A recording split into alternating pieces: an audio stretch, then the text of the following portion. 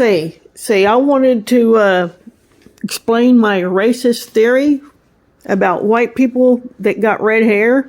The American Indians in this country, they remember legends of red-haired giants, white men that were cannibalizing them in Nevada. I think right near the Paiute Mountains. And they had to have a war with them where they crowded them into this cave and they smoked them to death. They smoke bombed them to death. And also there was a Ute Indian lady that was actually a historian.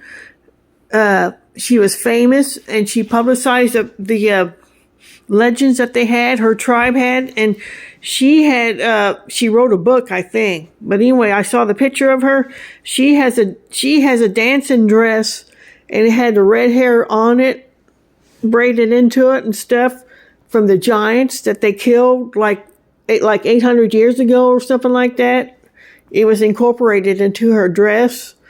And also the Aztecs and the Mayas, they seem to remember also about red-haired giants that were chasing their women and laying on top of them and crushing them to death and trying to rape them and stuff. And there was a flood that came. The giants had built these pyramids to get away from the flood, perhaps, and they stood on top of them to get away from the water. And the lightning came down and killed them. Like other aliens were fighting against them and stuff. Like the good aliens were fighting them.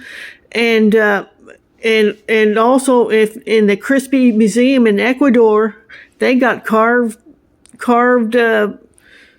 stone figures of them, the way they looked like, the way they dressed in the Crispy Museum. So you'll have to look that up. But you have to admit there's something. But anyway, they are descendants of the Nephilim. Many of them are. That doesn't mean that the ones in Ireland might not have any old angel descendant, but a lot of them are probably the issue of the Nephilim. The remnants of them. But you got to admit there's something wrong with black people. So I wanted to tell you, love the black people, but you might not believe it, but if you ever been around a lot of red-haired people, a lot of them are schizophrenic. Because I got too many examples, but I can't go into it right now. But you'll have to go back. Have you ever met a red-haired person? And the way he acted? I'm going to leave it up to you, but you might think I'm crazy, but I'm going to risk saying it.